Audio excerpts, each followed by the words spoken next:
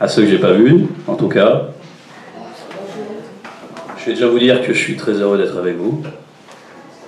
Je suis très heureux de la grâce que me fait l'Oba, de partager avec vous ce moment.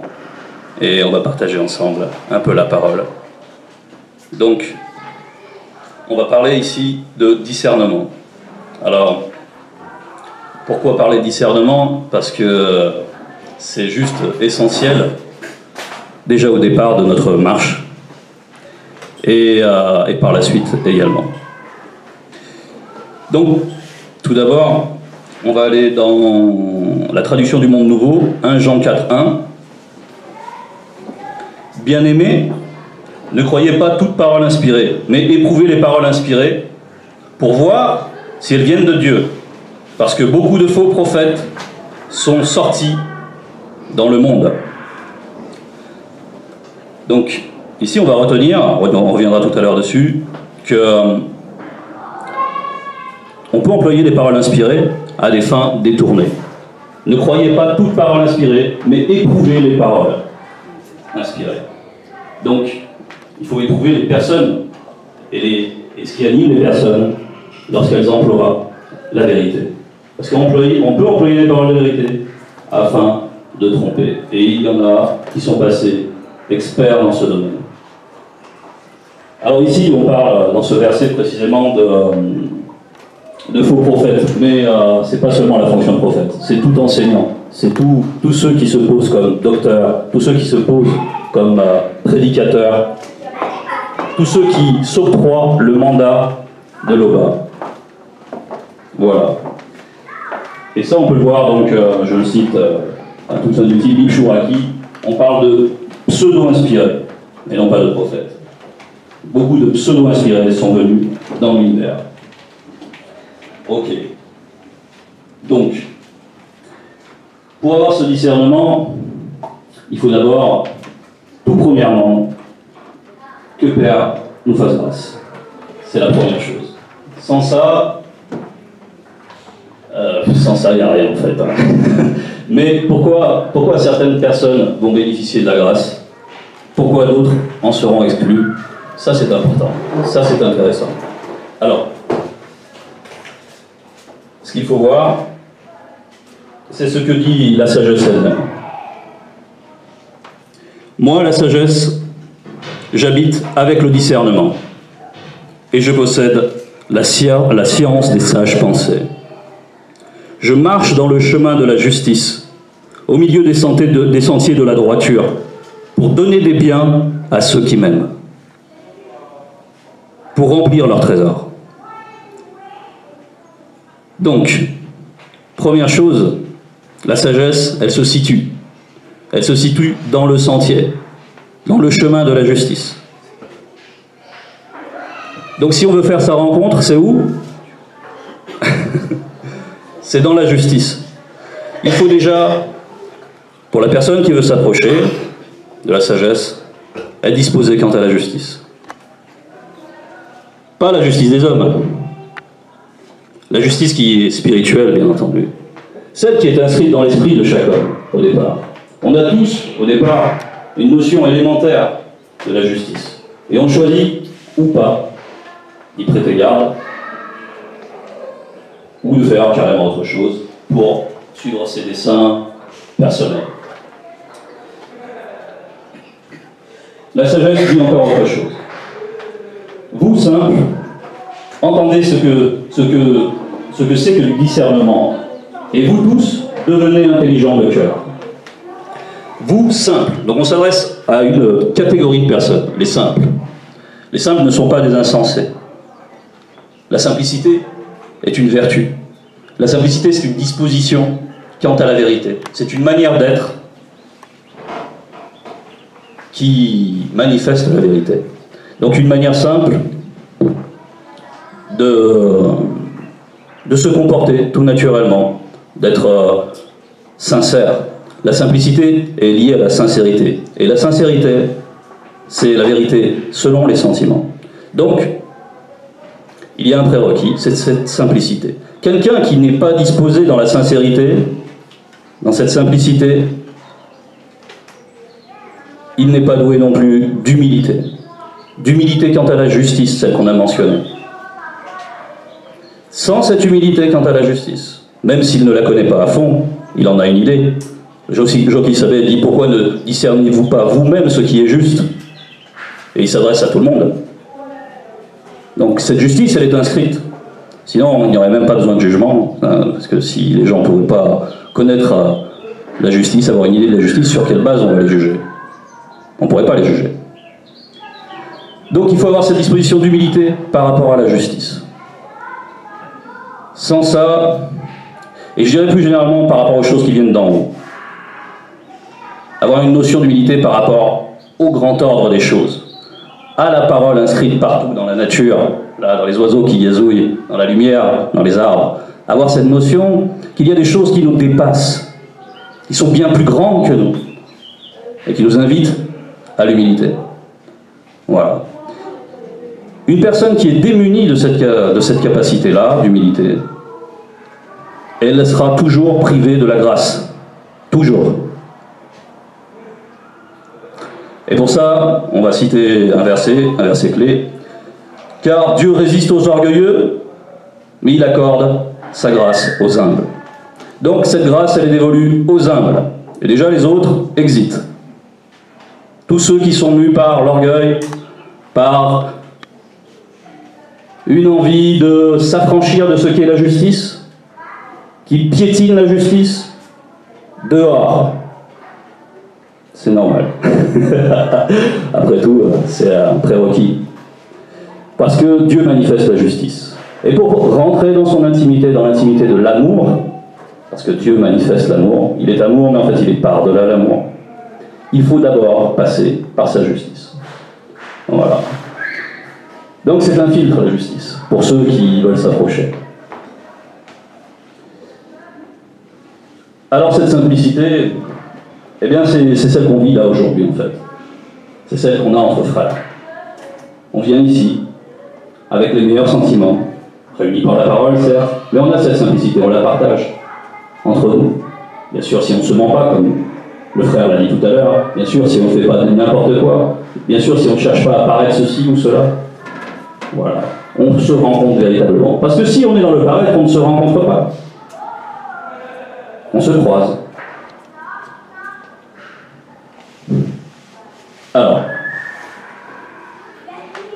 donc, si on n'a déjà pas toutes ces dispositions, la sagesse, elle ne s'adresse pas à nous.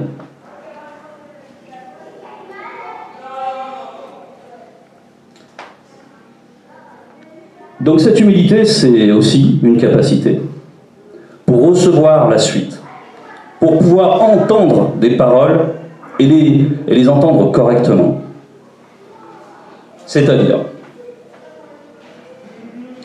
qu'en fait, à partir de cet état brut des choses, cette simplicité, la sagesse, elle va commencer un travail. Elle va vous sélectionner parmi toutes les pierres brutes comme une bonne pierre sur laquelle on peut déjà travailler.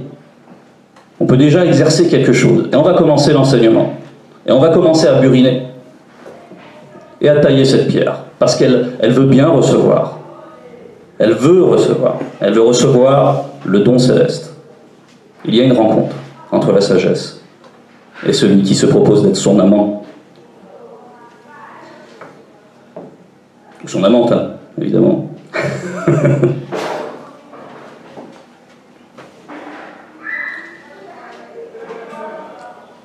Alors voilà, donc une fois qu'on a tous ces prérequis, on va généralement se mettre à chercher. Et ça, c'est une autre disposition. Se mettre à chercher, ça veut dire être actif. Ça veut dire on ne va pas s'asseoir sur un banc juste pour voir ce qui se passe, pour écouter des choses agréables, pour voir un beau spectacle. Non. Si on s'assoit, c'est pour écouter. Si on écoute, c'est pour réfléchir. C'est pour emmagasiner. C'est pour assimiler. Voilà. Donc il y a une disposition active, une recherche de la vérité. Et ça, tout le monde ne cherche pas la vérité dans ce monde. Beaucoup de gens l'exècrent. La vérité, pour eux, c'est un obstacle.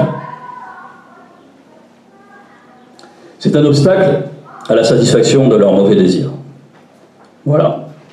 Donc, il y a un premier filtre, c'est cet amour de la vérité. Et donc, ceux qui viennent dans les assemblées, ils entendent des bonnes paroles. Ils entendent des paroles vivantes, mais dites par des personnes mortes. Sauf nous, qui avons un grand privilège, car on a le vivant en chef parmi nous. Et voilà. Mais ailleurs, c'est pas ainsi. Ailleurs, ils entendent des paroles qui les pénètrent, qui agissent, mais ensuite ils vont entendre une parole, éventuellement, qui va dire strictement le contraire de ce qu'ils ont accepté, en toute bonne conscience. Et là, qu'est-ce qui se passe? La personne, soit elle choisit de réfléchir, elle choisit de mettre dans la balance de la justice ce qu'elle entend, pour voir, pour éprouver si l'esprit qu'il y a en face de lui, si cette personne qui est en face de lui est vraiment animée par le Saint-Esprit. Et si ça ne tient pas la route, que va faire cette personne? Si ça ne tient pas la route, on va prendre un exemple. Comme ça, on ne sera pas dans l'abstraction.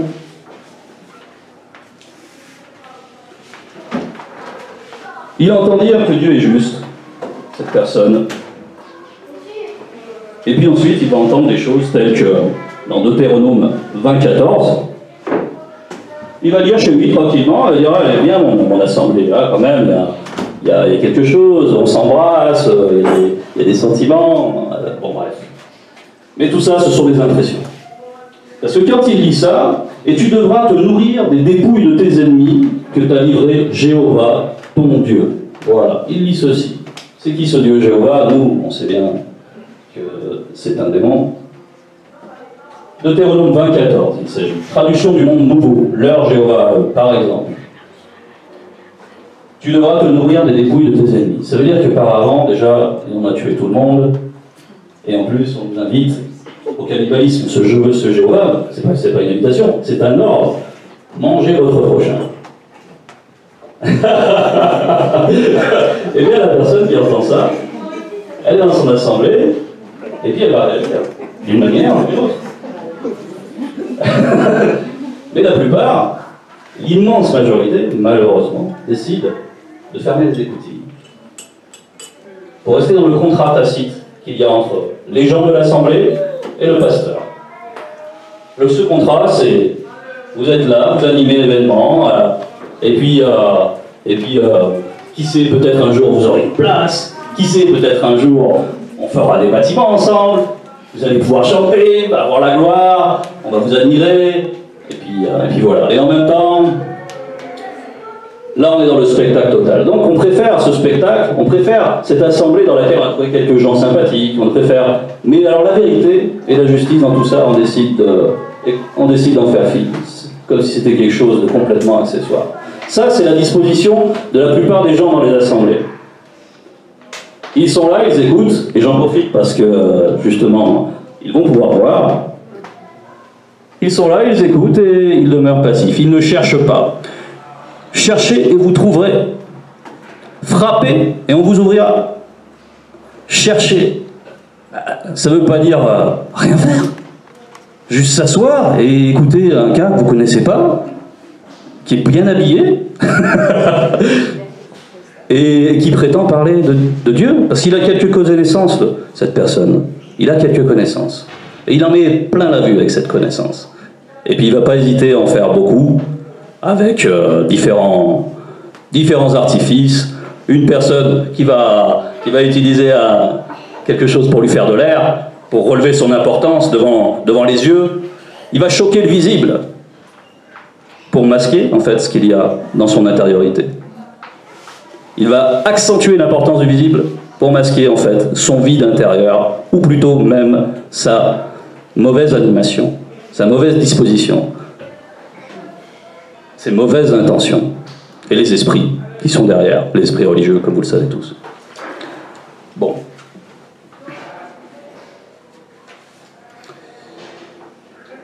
On a parlé d'une connaissance qu'ils manifestent.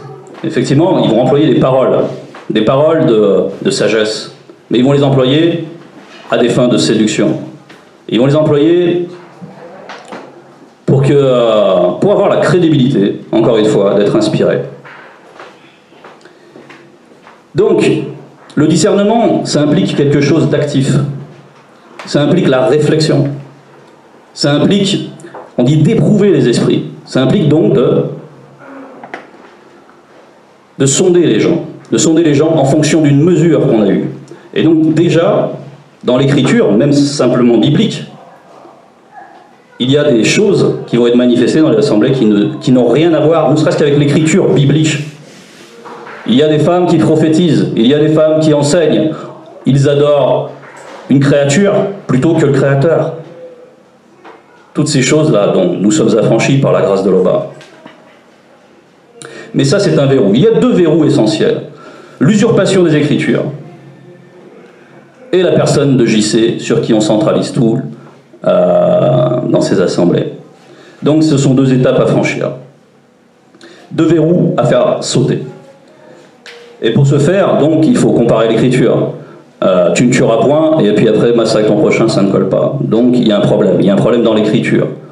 Tous les évangélistes, par exemple, eux, ils s'arc-boutent sur la Bible. Ils disent, la Bible, c'est ça notre salut. En gros, c'est ça. C'est la vérité. Voilà. Et quiconque vient dans leur assemblée est obligé de se soumettre à ce dogme. Obligé. S'il commence à élever la bouche, et je pense que chacun a fait un peu l'expérience, s'il commence à élever un tout petit peu sa bouche contre ceci, mais est-ce bien normal, ceci est bien, qu'est-ce qui va se passer? Il sait qu'il risque l'ostracisme. Il risque de se faire mettre à l'écart. Le pasteur va venir le reprendre avec autorité. Dis donc, c'est pas normal ce que tu dis, mais attends, je vais t'expliquer. Et il va inventer des mensonges pour lui faire oublier cette évidente contradiction. Voilà. Ces contradictions, il y en a des légions et des légions pourtant. Donc, à ce moment-là, quand cette personne fait cette expérience, il a le choix de rentrer dans le rang ou d'aller jusqu'au bout de son amour de la vérité et de partir. Mais ça implique de se séparer déjà de quelque chose, du besoin d'être intégré, du besoin d'être reconnu dans sa communauté, du besoin de reconnaissance, donc du besoin de plaire, d'avoir des personnes qui nous entourent et qui nous disent « Tu es bien mon frère ». Ça ne suffit pas ce témoignage, parce que qui donne ce témoignage? Qui est cette personne? Par quoi elle est animée? C'est ça qu'il faut se demander, vous qui écoutez sur YouTube. Donc voilà. Il y a une entité qui est passée maître dans l'art d'utiliser les Écritures. C'est le jadis-oint, Satan, qui lui, quand il a éprouvé le premier-né, il est venu avec plein de paroles inspirées. Il a essayé d'asseoir une autorité par la parole. Il a ce culot-là d'employer la parole comme si la parole lui était soumise. Il a cet orgueil démesuré. Alors qu'il sait pertinemment que c'est faux, c'est obligé. Il est contraint par cet ordre. Eh bien, les pasteurs, les faux pasteurs, ils sont mus par ce même désir d'enfumer les personnes avec la vérité. Ils utilisent la vérité exactement comme leur père, le jadis. Ils utilisent la vérité à des fins de séduction, avoir des abonnés chez soi, comme ça, récupérer la ville, bâtir des édifices, et se gargariser encore et encore. Et tant pis si j'amène tout le monde à la destruction. De toute façon, ce ne sont que des pauvres imbéciles. Voilà. Quelles sont ces pensées? Ils écoutent n'importe quoi. J'ai juste à prendre autorité, ça y est, c'est bon.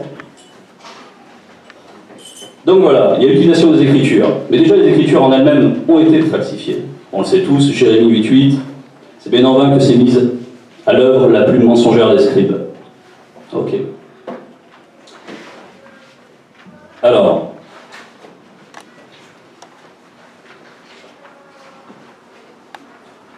ceux qui sont sincères dans l'écriture, on peut dire, et ces personnes, elles arrivent, elles veulent vraiment s'accrocher aux Écritures, etc., elles reçoivent déjà un jugement, en fait. Parce que quand elles disent que ces Écritures elles sont authentiques, elles disent qu'en fait, tu es son prochain.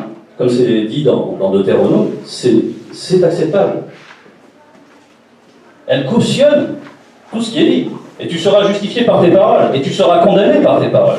Donc quand tu dis, la Bible c'est la vérité, quand vous dites, vous, pasteur de néant, c'est la vérité, vous vous condamnez. Vous piétinez la justice. Et qui êtes-vous en vérité? Personne.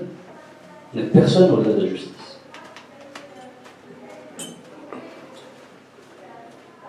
Donc, ils se servent des Écritures, mais ils ont une connaissance livresque. Leur levain, c'est celui des pharisiens. C'est avec ça qu'ils font monter leurs pattes. La lettre tue, mais l'esprit vivifie. Donc, l'esprit, c'est la lumière. C'est l'intelligence. Quand on lit les Écritures, on peut ajouter précepte sur précepte sur précepte sur précepte, et on codifie des grands textes, et on va faire des commentaires de ces grands textes, comme les faux juifs font le Talmud, des commentaires, pour compiler tous les cas possibles et inimaginables de l'application de la loi. Et toujours, à la fin, aucune intelligence. Juste une application bête et bornée d'écriture dont ils ne saisissent absolument pas le sens. La lettre tue, mais l'esprit vivifie. On va prendre Koudoumane 60, verset 50, si quelqu'un peut le lire.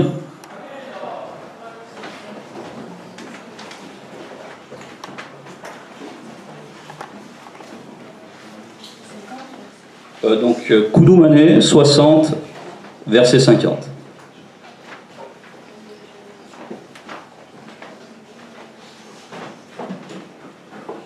Ils virent alors apparaître des langues d'hommes sous forme de phrases et des mots pareils à des flammes de feu. Elles se séparèrent et elles se posèrent une à une sur chacun d'eux. Donc on parle ici de mots vivants, des mots pareils à des flammes de feu. Qu'est-ce que sont ces mots? Ils sont spirituels, ces mots. C'est le verbe qui se manifeste. On est très loin de la connaissance livresque. La lettre tue, la lettre figée dans le roc ou figée sur une Bible. Si on n'a pas l'éclaircissement de l'intelligence, l'appui du verbe, on n'y comprendra jamais rien. Tout simplement. Donc, il faut s'assurer de cette fraternité avec le verbe. Il y a le dogme, donc je disais qu'il y a deux manières d'asseoir leur autorité dans ces assemblées. Il y a ce dogme de 2 Timothée 16, 2 Timothée 2, verset 16. Quelqu'un pourrait aller voir ce qui est dit. Ça commence par toute écriture inspirée. Ah, je l'ai de tête. Toute écriture inspirée de Dieu est bonne pour enseigner, etc., etc. Toute écriture inspirée de Dieu est bonne pour enseigner, etc. Et en fait, ce verset, il est déformé. Mais je veux bien que quelqu'un finalement le lise, s'il vous plaît. Je vais le chercher.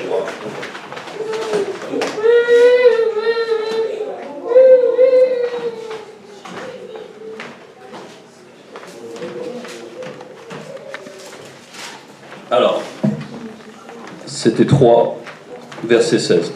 Toute écriture est inspirée de Dieu et utile pour enseigner, pour convaincre, pour corriger, pour instruire dans la justice, afin que l'homme de Dieu soit accompli et propre à toutes bonnes œuvres. Toute écriture est inspirée de Dieu. Donc là, on énonce un dogme. Toute l'écriture, là, est inspirée de Dieu. À partir de là, une fois que la personne a ajouté foi à ça, elle est verrouillée. Elle est verrouillée. Elle ne peut plus dire ah ben non, une fois que vous acceptez ça, terminé. Vous êtes obligé de dire tout le reste est vrai. Donc il faut faire sauter ce verrou. Et en fait, il y a des versions qui traduisent carrément différemment. On la voit dans la Bible Tob en annotation. Et il est dit toute écriture inspirée de Dieu est bonne pour enseigner. Non pas toute écriture est inspirée de Dieu. Toute écriture inspirée de Dieu est bonne, et non pas toute écriture est inspirée de Dieu. Donc là, c'est l'invitation au contraire, au discernement. C'est-à-dire qu'à l'intérieur des Écritures, il y a des paroles inspirées.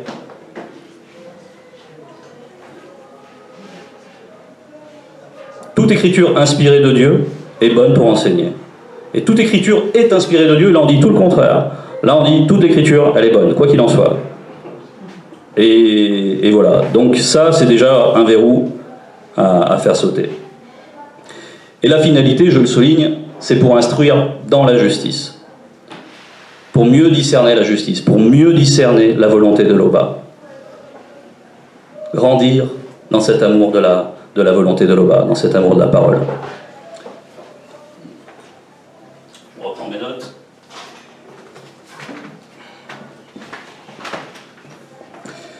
Voilà un premier verrou. Et puis ensuite, bon, le grand frère s'en est beaucoup occupé. Il y a l'attachement au faux JC. Quelqu'un peut prendre Romains 1, verset 23.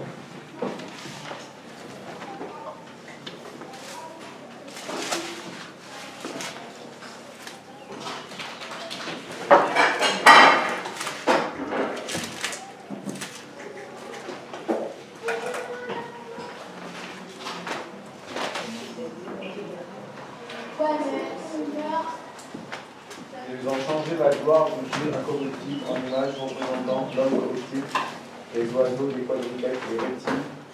Voilà, donc ils ont changé. En fait, ils ont changé cette image. Ils ont pris l'image d'un homme dont la représentation nous est familière, puisqu'il est partout. C'est ce JC efféminé, aux cheveux longs, qui leur sert en fait de support d'adoration. Donc en ceci, ils sont condamnés ne serait-ce que par le premier commandement, qui est que tu honoreras ton Dieu, et lui seul. Il n'y a que lui qu'on doit adorer. C'est partout dans les Écritures. Et même ça, ils ne le voient pas. Donc, pourquoi? Parce que, toujours pareil, ils préfèrent la reconnaissance qu'ils ont dans leur assemblée. Ils préfèrent se sentir choyés par leurs frères et sœurs, du moins ils se présentent comme ça. Ils préfèrent toute cette intégration, toute cette reconnaissance à la vérité. Ils font un choix. Parce que ce n'est pas possible d'arriver à de telles aberrations. Parce que c'est la logique même. Un enfant, j'en suis sûr, comprend très bien ça. J'en suis certain. Donc de quoi on parle? Combien de temps on va passer à leur dire que le Créateur n'est pas une créature? C'est quand même le b.a.-ba. Et pourtant, on est là, on se bataille toujours avec ça. Et le grand frère est obligé d'en remettre des couches constamment. Voilà. Mais bon, on espère en même temps que ceux qui nous voient sur YouTube entendent tout ça. Ultime fois, ou encore, on y reviendra s'il faut. On est persévérant. Donc voilà, ces personnes-là utilisent donc une mauvaise écriture, une mauvaise doctrine, un mauvais levain pour faire enfler toute la pâte. La connaissance enfle, mais l'amour édifie. La connaissance enfle, mais l'amour édifie. Donc ce levain-là, ça fait monter la pâte, ça fait enfler cette pâte. Voilà. Mais finalement, ce levain-là, ce faux enseignement, ce mensonge, c'est quoi ces fruits? On le voit justement au fait qu'ils ont vidé de toute substance ce qu'est l'amour. Ils marchent sur la justice. La connaissance enfle, mais l'amour édifie. Ils ont quitté le socle de l'amour. Ce socle premier, c'est ce pourquoi, au départ, vous étiez peut-être un candidat pour connaître la vérité. Une disposition de cœur, une humilité par rapport à ce qui est juste. Il faut que chacun qui est dans ces assemblées-là revienne à l'amour de la justice, à l'amour de la vérité, parce que c'est la vérité qui rend libre. Jean 8,32, là qui savait 8,32. C'est la vérité qui rend libre. Sans ce chemin, destination ailleurs, c'est-à-dire, en tout cas, pas la vie.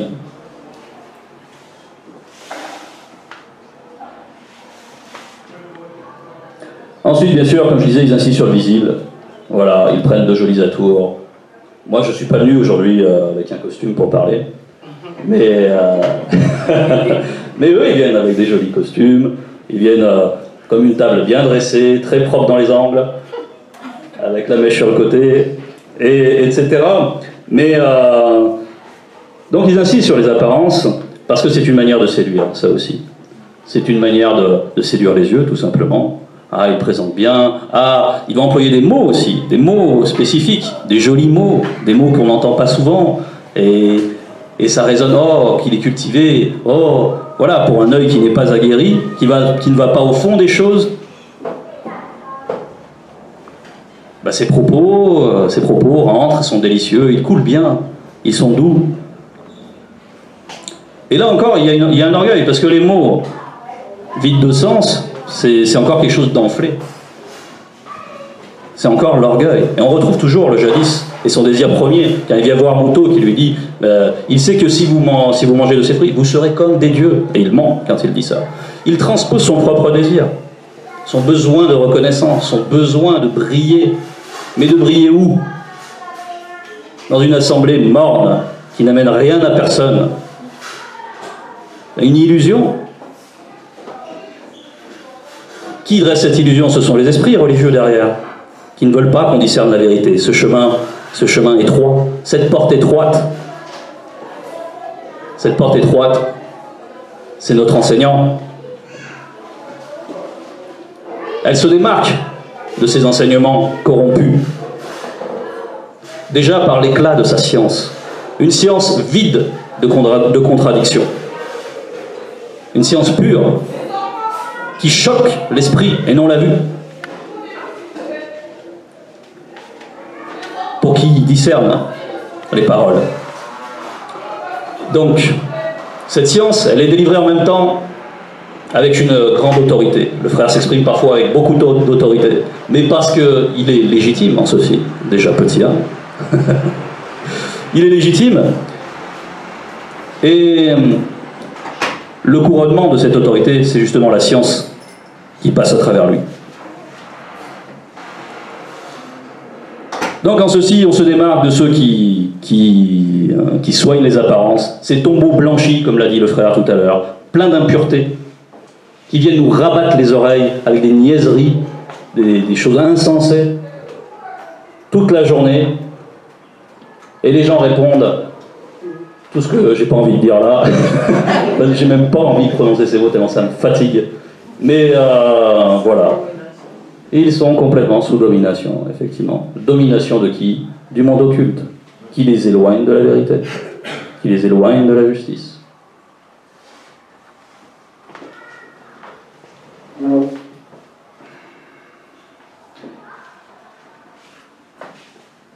Ils viendront vers vous en vêtements de brebis. Mais aux os dedans, ce sont des loups ravisseurs. Bon. Il y a, par exemple, sur Facebook, je me rappelle, un certain Raël. C'est quelqu'un qui est connu pour avoir eu une secte, pour avoir fait du grand n'importe quoi dans sa secte. En France, en Europe, il est grillé. Hein, c'est vrai, ici, tout le monde le connaît, les médias l'ont surmédiatisé, etc. Donc, il a du mal à faire son beurre ici maintenant en Europe. Donc qu'est-ce qu'il fait? Il change de champ. Il va trouver un champ vierge. Et il va en Afrique. Voilà. Et là, il met ses plus beaux habits. Et cette vidéo, peut-être que beaucoup d'entre vous l'ont vue, c'est une vidéo, il est habillé tout de blanc, tel une brebis. Vraiment, c'est un portrait robot. Hein.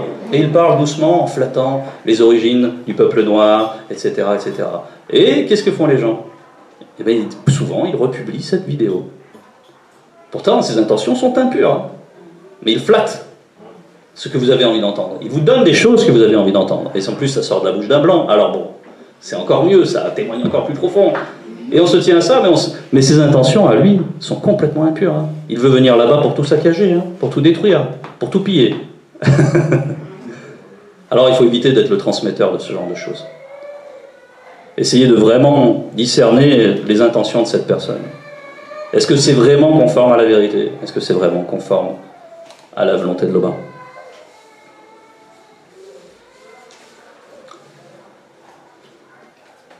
Voilà, j'en ai terminé avec le descriptif de ces personnes.